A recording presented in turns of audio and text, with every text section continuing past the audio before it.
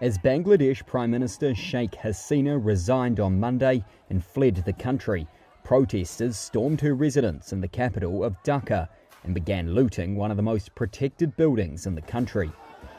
Elsewhere in the city, they chiselled away at the face of a statue of her father, state founder Sheikh Mujibur Rahman, with an axe.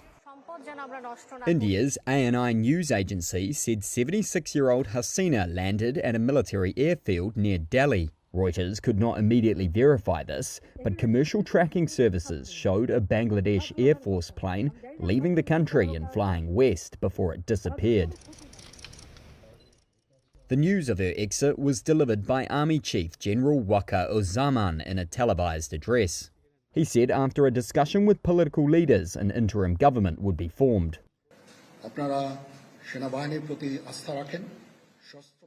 Please keep faith and trust in the Army. I take the responsibility and I promise to protect the lives and property of the people. Don't lose faith in the Army. God willing, we will fulfill your demands and bring peace and harmony back to the country. I request to you all to support the Army and stop the violence, murders, hooliganism, and the protest. Bangladesh has been engulfed by violence after student protests began against quotas, which reserve some public sector jobs for veterans of Bangladesh's 1971 independence war, in some of the worst violence since the birth of the South Asian nation more than 5 decades ago. About 250 people have been killed and thousands injured. It escalated into a campaign to oust Hasina, who won a 4th straight term in January in an election boycotted by the opposition. In defiance of a nationwide curfew, there was jubilation as thousands of people marched in the streets of the capital. We will never forget the student martyrs who have freed us today. They will always be in our hearts. Bangladesh's army chief is set to meet student protest leaders on Tuesday as the country awaits a new government. This comes a day after Prime Minister Sheikh Hasina resigned and fled the country following a violent uprising against her rule. The student leaders who spearheaded the protests against job quotas and called for Hasina's resignation are seeking an interim government with Nobel Peace Laureate Muhammad Yunus as its chief advisor. 3 organisers of the student movement released a Facebook video early on Tuesday outlining what they want. Nahid Islam is one of the movement's key leaders. We will not accept any other government other than the one proposed by us. We will not accept the government supported by the military or the fascists. Any proxy government or government against the people will not be accepted. He also claimed that Yunus has agreed to be the advisor of the interim government. 84-year-old Yunus and his Grameen Bank won the 2006 Nobel Peace Prize for work in alleviating poverty by granting tiny loans of under $100 to the rural poor in Bangladesh. He was indicted by a court in June on charges of embezzlement, which he denies. Yunus did not immediately respond to a request for comment. 76-year-old Hasina arrived at a military airfield near Delhi on Monday after leaving Dhaka, where she was met by India's national security advisor. Details about her plans remain unclear. Chinese tech giants like Huawei and Baidu are stockpiling Samsung's cutting-edge AI chips as they await new US curbs on exports of the semiconductors to China. That's according to 3 sources. These companies, along with startups, have reportedly ramped up their buying of so-called HBM chips since early this year. One source said this has helped China account for about 30% of Samsung's HBM chip revenue in the first half of 2024. It all comes as US authorities are expected to unveil new export controls this month. The sources said the package is expected to lay out parameters for restricting HBM chip access. Reuters was unable to determine the details of the proposed chip restrictions or how they would impact China. The US Department of Commerce declined to comment, but said last week it was continually assessing the threat environment to safeguard the country's, quote, technological ecosystem. HBM chips are crucial components for technology, such as NVIDIA's graphics processing units, that can be used for generative AI work. There are only 3 major makers, SK Hynix and Samsung from South Korea, and US-based Micron Technology. A U.S. judge ruled on Monday that Google violated antitrust law, spending billions of dollars to create an illegal monopoly and become the world's default search engine. It's the first big win for federal authorities taking on big tech's market dominance. Google controls about 90% of the online search market and 95% on smartphones. The ruling said it paid over $26 billion in 2021 alone to ensure that its search engine was the default on smartphones and browsers, and to keep its dominant market share. Parent firm Alphabet said it plans to appeal the ruling. The legal wrangling could play out into next year or even 2026. The decision paves the way for a second trial to determine potential fixes, including a possible breakup of Alphabet. That would change the landscape of the online advertising world that Google has dominated for years. Now the ruling is also a green light to aggressive U.S. antitrust enforcers prosecuting big tech, a sector that has been under fire from across the political spectrum. Shares of Alphabet fell 4.5% on Monday amid a broad decline in tech shares as the wider stock market plunged over fears of a recession. The US is expected to propose barring Chinese software in autonomous vehicles in the coming weeks. That's according to sources briefed on the matter. They say the Biden administration plans to propose a rule that would bar Chinese software in vehicles in the US with so-called Level 3 automation and above. This would also ban autonomous vehicles produced by Chinese companies testing on US roads. These sources added that the administration also plans to ban cars with advanced wireless communication abilities developed by China. A Commerce Department spokesperson said on Sunday that it is, quote, concerned about the national security risks associated with connected technologies in connected vehicles. This includes worries that the connected cars could use the technology to listen into or record conversations, or take control of the vehicle itself.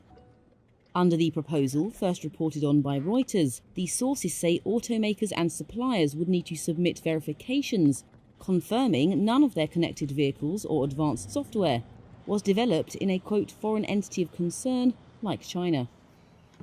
Fitness coach Hamid Shafau is among those refusing to join nationwide protests in Nigeria, and he's got a valid reason. Nearly 4 years ago, he joined demonstrations against police brutality at the Lekki tollgate in Lagos. We were there, it was a peaceful protest until governments ordered the military men to open the firearms. It was only God that saved me. We were many there. What are we saying? Nigerians have again been protesting. This time it's economic hardship and crime that have brought hundreds of thousands onto the streets. And again, Nigerian police are being accused of using lethal force. Amnesty International says at least 13 people have been killed in clashes with police since the unrest began last Thursday. Police have put the death toll at 7, blaming some of the fatalities on accidents and an explosive device.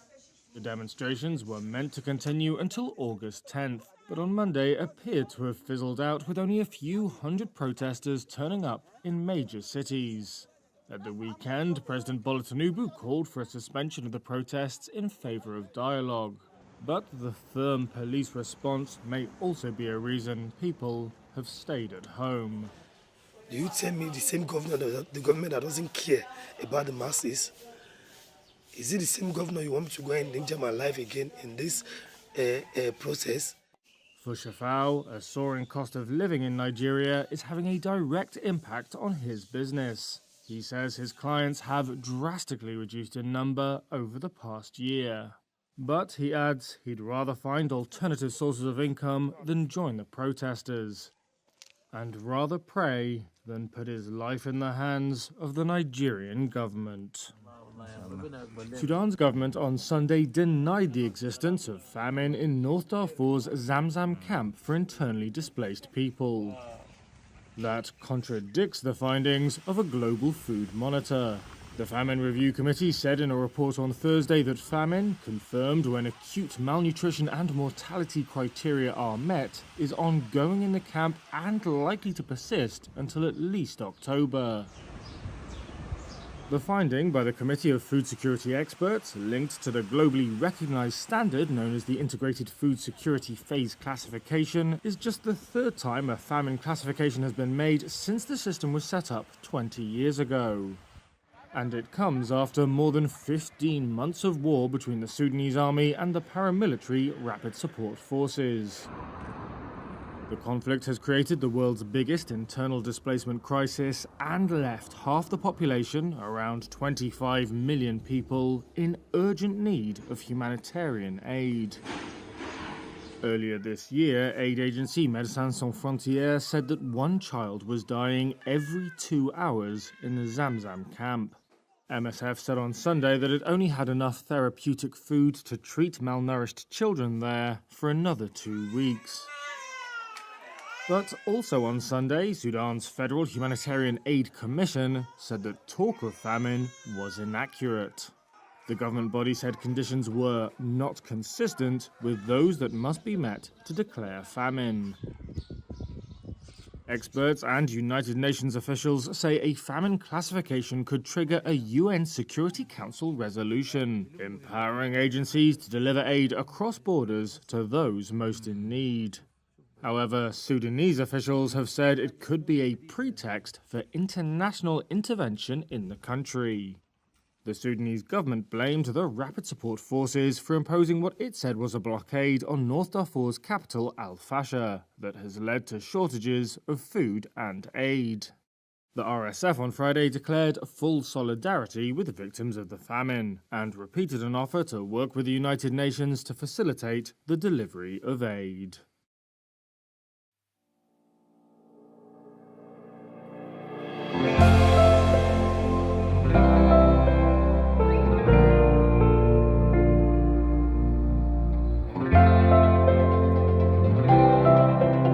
European equity markets struggled to join a global recovery Tuesday. The Pan-European Stocks Index gained 0.8% from the open, but then fell back. After initial gains, London's FTSE Index was soon in the red again. That all followed a soaring rebound in Asia earlier. Japan's Nikkei Index jumped 10%, recovering most of the previous day's meltdown. Markets regained their poise after reassurance from officials at the US Federal Reserve, who said they were alive to the dangers of a downturn. Data on the country's service sector also pointed to a recovery. Tuesday then brought hopeful figures for Europe too, with German industrial orders smashing forecasts.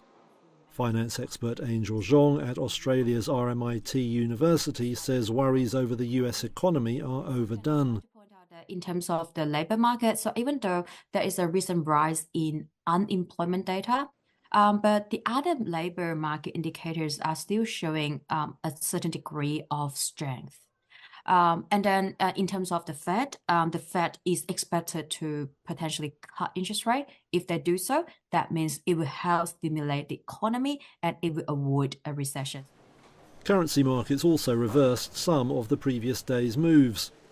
The dollar pared losses against the Swiss franc, which is often seen as a relative safe haven. But the turmoil may be far from over. Market volatility gauges, including the VIX, Wall Street's so-called fear index, remain at elevated levels. Concerns linger too over the very high valuations for tech stocks after months of gains. One analyst told Reuters that only the bravest equity investors would be jumping back in to buy now. European stocks joined a global sell-off Monday, but in calmer fashion than Asia. London's FTSE Index lost around 2% from the open. The Pan-European Stocks Index slid a little more. Significant falls, but minor compared to the day of turmoil in Asia, where Japan's Nikkei Index closed down 12.4%. That was its worst one-day decline since 1987. South Korea's Kospi Index fell close to 9%, while shares around Asia outside Japan lost a milder but still painful 4.2%. Hirofumi Kasai is senior strategist at Tokyo Marine Asset Management. I think there is a sense of panic selling. The trigger was concerns over the US economy and prospects of interest rates rising in Japan. after a more than expectedly hawkish tone from Bank of Japan Governor Ueda's news conference last week. 出たということで、それがトリガーになったんだと思います。The stock tailspin set in last week after some worse than expected employment data in the US. That fueled fears that the country could be headed for a recession and spurred bets on rapid-fire rate cuts. Analysts at JP Morgan now say there's a 50% chance of recession in the country. The stock sell-off saw money flow into perceived safe havens instead, with the Japanese yen and Swiss franc both soaring. US and Japanese benchmark government bonds also saw strong demand, with yields tumbling. Adding to the gloom were weekend results from Warren Buffett's Berkshire Hathaway, which suggested the legendary investor has gone sour on stocks. He appears to have offloaded much of his holdings, including around half of his big stake in Apple. Investors saw a sign that Buffett is now wary about US economic prospects, or sky-high stock market valuations, or maybe both. Japanese stocks bounced back Tuesday morning, recovering from a historic slump the day before. The Nikkei index was up around 9% by late morning, clawing back much of the 12.4% it shed on Monday. European and US markets had also fallen that day.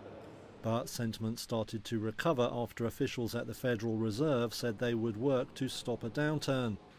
Monday data on the US service sector also showed signs of a rebound. That eased jitters that had been sparked by worse than expected economic data out last week and some underwhelming corporate earnings. Wells Fargo strategist Scott Wren says tech shares were due a correction, but the economic worries are overblown. Stocks that were certainly in technology and communication services sectors, they were highly overvalued in our opinion. So I think you're just coming back to some more reasonable valuations. I think that what you're going to see in coming weeks is data, whether it's earnings, whether it's economic data that says, yes, the economy is slowing, the labor market's weakening, but they're not weakening or slowing substantially. Tuesday also saw a recovery for South Korea's battered Kospi index, up over 4% by lunchtime.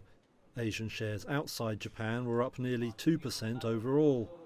On currency markets, the dollar clawed back some of the previous day's losses against the Japanese yen and Swiss franc, which are often seen as safe havens in times of turmoil. Whether the market drama is over, that's harder to say. One analyst told Reuters that volatility looked set to stay high, with only the bravest of investors ready to start buying. Wall Street's main indexes ended sharply lower on Monday as U.S. recession worries shook global markets and drove investors out of risky assets. The Dow dropped 2.6%, the S&P 500 shed 3%, and the Nasdaq nosedived nearly 3.5%. The recession concerns followed weak economic data from last week, including Friday's soft non-farm payrolls report. But Kevin Nicholson, Global Fixed Income Chief Investment Officer at Riverfront Investment Group, said one underwhelming jobs report was hardly enough to justify Monday's widespread panic. I do believe that the market's reaction today has been over-exaggerated and overdone. And the reason for that is that the Fed has stated that they are data dependent. We know that they have a bias towards cutting in September. They left that door open last week. However, I think right now the market is pricing in 5 rate cuts through the end of the year. And I think that that's exorbitant because you're basing this off of one data point. And we still have several more CPI prints to come, as well as an additional non-farm payroll. U.S. Treasury yields tumbled to their lowest level in a year, and a closely watched gap between 2- and 10-year Treasury notes turned positive for the first time since July 2022, usually indicating the economy is heading into a downturn. Traders now see a more than 90% probability that the U.S. Central Bank will cut rates by 50 basis points in September, according to CME's FedWatch tool. Recent disappointing forecasts from the big U.S. tech companies added to fears, with the Nasdaq last week sliding into correction territory. Shares of Apple fell 4.8% on Monday after Warren Buffett's Berkshire Hathaway halved its stake in the iPhone maker.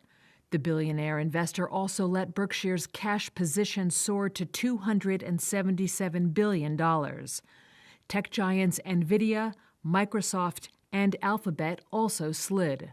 Among the companies that bucked Monday's downturn, Pringles maker Kellanova, which soared more than 16% after a Reuters report said candy giant Mars was exploring a potential buyout of the company.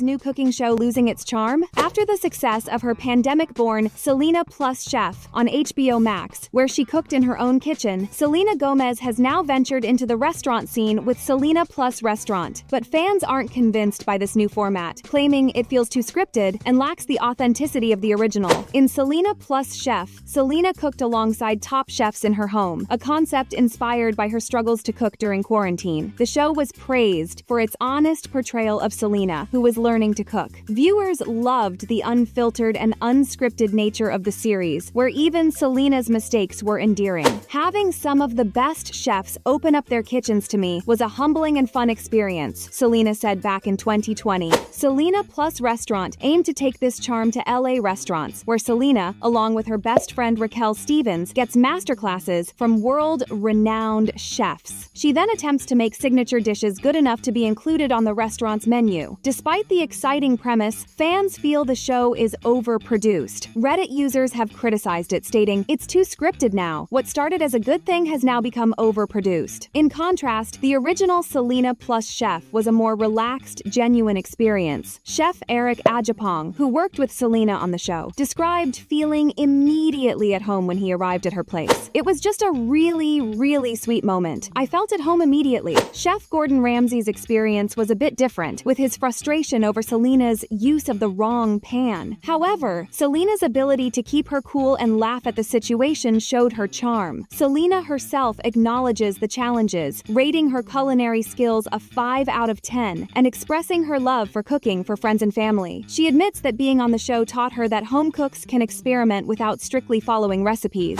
Selena's path from her home kitchen to professional restaurants marks a natural progression in her culinary education. "You'll have to see if being in person helped my skills at all," she teased. Whether scripted or not, fans are left wondering if this new venture will cook up the same success as her original show.